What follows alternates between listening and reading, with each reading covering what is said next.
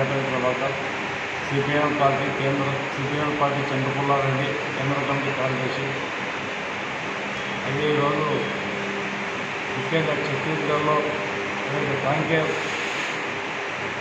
అడవి ప్రాంతంలో 29-30 మంది ఇంకా సంఖ్య కరెక్ట్ విలువలు దాదాపు 46 మంది వరకు ఇవాళ మావోయిస్టులు నక్సల్స్ ఏదైతే భూమి ముక్తి కింద ప్రజాముక్తి ధ్యేయంగా తమ కుటుంబాలను వదులుకొని పేదల పక్షాన అడవి బాట పట్టి వాళ్ళ కోసం త్యాగాల పునాదుల మీద ఒక నవసమాజం పేదల సమాజం కోసం పోరాడుతున్నటువంటి నక్సల్స్ను చంపడం అంటే ఇవాళ ఏదైతే దళారీ పాలక వర్గాలు దోపిడీ పార్టీలు అయినటువంటి బీజేపీ లాంటి ఇక్కడ ఉన్నటువంటి రేవంత్ రెడ్డి కాంగ్రెస్ పార్టీ నుంచి మొదలుకొని అటు ఆంధ్రాలో వైఎస్ఆర్సీపీ, అటు ఛత్తీస్గఢ్లో బీజేపీ ప్రభుత్వము, డబల్ ఇంజిన్ ప్రభుత్వం అంటున్నటువంటి వీళ్ళు పేదల పక్షాన కనీసం ఆదివాసులకు ఏదైతే రాజ్యాంగం రాసుకున్నామో కనీస హక్కులైనటువంటి గూడు విద్య, వైద్యం, ఉపాధి అందించలేనటువంటి ఆర్థిక స్తోమత లేనటువంటి వీళ్ళు ఈ దళారీ దోపిడీ పాలక వర్గాలు వాళ్ళ పేదల పక్షాన పోరాడుతున్నటువంటి నక్సలైట్లను మావోయిస్టుల పేర్ల మీద ఇలా చంపడం అనేది ఈ పిరికి పందల చర్య. ఇలా ఒక అడవికి పోవాలంటే 170 యాక్ట్ ఉంటుంది, అడవికి పోవడానికి వీలు ఉండదు. అలాంటి అడవులలో ఇవాళ సాయుధ బలగాలకు, గ్రైనేడ్స్కు, ఇవాళ బార్డర్ సెక్యూరిటీ ఫోర్సులో ఉన్నటువంటి జమ్మూ కాశ్మీర్ పాకిస్తాన్ బార్డర్లో ఉన్నటువంటి పోలీసులు ఇవాళ అడవులలో క్యాంపులు వేసుకొని ఎందుకు ఉంటున్నారు? ఇవాళ రాజ్యాంగాన్ని అతిక్రమించి ఇవాళ వాళ్ళ దగ్గర ఉన్నటువంటి సాయుధ బలగాలు ఇవాళ మొత్తం భారీ ఎత్తున ఆదివాసుల్ని వాళ్ళ ఆస్తుల్ని ధ్వంసం చేస్తూ వాళ్ళని చంపుతూ వాళ్ళ పక్షాన ఉన్నటువంటి ఇవాళ ఆదివాసుల కోసం పోరాడుతున్నటువంటి వారిని కూడా నక్సలైట్ల పేరు మీద, మావోయిస్టుల పేరు మీద వందల కొద్ది ఈ రీసెంట్లీ ఈ నెలలోనే 29 మంది, ఇవాళ పోయిన 15 తారీఖు ఇదే నెల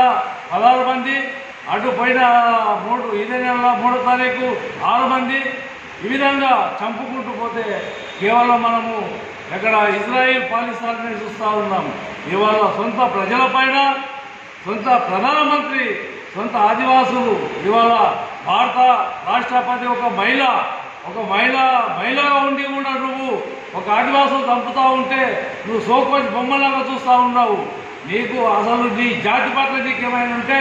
జాతి క్షమాపణ చెప్పి నీ రాష్ట్రపతి పదవికి రాజీనామా చేయాలని డిమాండ్ చేస్తూ, అదేవిధంగా ఇవాళ మోడీ ప్రభుత్వము, అటు రాష్ట్ర కేంద్ర దళారీ పాలక వర్గాలు కేవలము భారతదేశంలో ఉన్నటువంటి పిడికెడు మంది సౌభాగ్యులైనటువంటి Tata, Birla, Ambani, POSCO, Vedanta, Jindal even multinational America corporate కంపెనీలకు వత్తాసు పలకడానికి దండకరణలు ఏవైతే ఉన్నాయో బిలాస్పూర్ నుంచి దర్జవాడ వరకు, ఛత్తీస్గఢ్, జార్ఖండ్, ఉత్తరాంచల్, వనాంచల్, వెస్ట్ బెంగాల్, ఒరిస్సా వరకు ఉన్నటువంటి అపారమైన ముడి సరుకు, ఖనిజ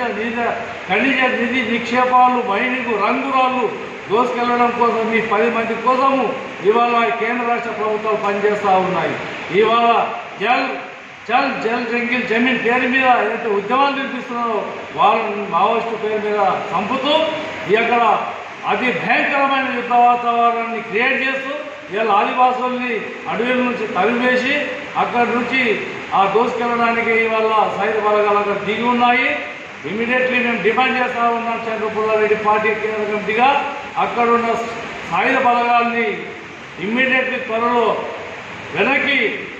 పంపాలని చెప్పేసి, అదేవిధంగా ఈ ఎన్కౌంటర్ పాల్పడుతున్నటువంటి పోలీసుల పైన అటెంప్ట్ యాక్ట్ అత్యాచార నేరాలు అభియోగాలు వాళ్ళ మీద నమోదు చేసి చట్టపరంగా శిక్షించాలని చెప్పేసి, అదేవిధంగా ఏదైతే ఆదివాసుల పట్ల వాళ్ళు ప్రవర్తిస్తున్న తీరులన్నింటినీ కూడా ఎండగడుతూ ముఖ్యంగా వాళ్ళ షెడ్యూల్ ప్రాంతాన్ని వాళ్ళకి దక్కాలి, వాళ్ళ భూములు వాళ్ళకి దక్కాలి, వాళ్ళ సంస్కృతిని నాశనం చేస్తున్న ఈ మల్టీనేషనల్ కంపెనీలన్నింటినీ కూడా ఆ అడవుల నుంచి తరిమేయాలని చెప్పేసి డిమాండ్ చేస్తూ ఇవాళ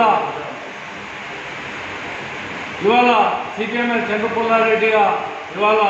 ఏదైతే కేంద్ర రాష్ట్ర ప్రభుత్వాలు వీళ్ళకు పెట్టుబడిదారులకు టాటా బిర్లా అంబానీ ఆదాయాలకు చేస్తున్న ఈ సేవల్ని కనీసము ఆదివాసులకు వాళ్ళు కనీసము వేసుకునే డ్రెస్ కోడ్ కూడా తెలియదు. ఆ డ్రెస్ కోడ్ తెలియని వాళ్ళకు భారత రాజ్యాంగంలో ఉన్న హక్కులు ఏదైతే విద్య వైద్యం ఉపాధి హక్కులు వాళ్ళకు కూడా అడగలేని స్థితి వాళ్ళను కూడా ఇలా సొంత ప్రజలను సంపుతున్నటువంటి అతి దుర్మార్గమైన పాలన ఇవాళ భారతదేశంలో మోడీ ప్రభుత్వం ఆ మోడీ పాలన కొనసాగిస్తూ ఇవాళ ఆయన చెప్పు చేతిలో ఉండడానికి వ్యాపారవేత్తలు కానీ ఇతర పార్టీల మీద ఈడీ సోదరుల పేరు మీద వాళ్ళ రైడింగ్ చేస్తూ వాళ్ళని కన్సైనర్లో ఇవాళ పాత్రిగా వారు కానీ కూడా అన్ని చేతుల్లో పెట్టుకుంటూ ఇవాళ విచిత్రం ఏంటంటే ఇవాళ బిలాస్పూర్ నుంచి దంతవాడ వరకు కూడా పోలీసులు 3 లక్షల మంది పోలీసులు the brigade head quarter police training school అని చెప్పేసి ఇవాళ ఆ దండకరంలో ఉన్నారు. విచిత్రం ఏంటంటే ఇజ్రాయెల్ సాంకేతిక పరిజ్ఞానం తీసుకొచ్చి డ్రోన్ కెమెరాలను పెట్టి ఎఫెక్టెడ్ రాడికల్ విలేజెస్ అని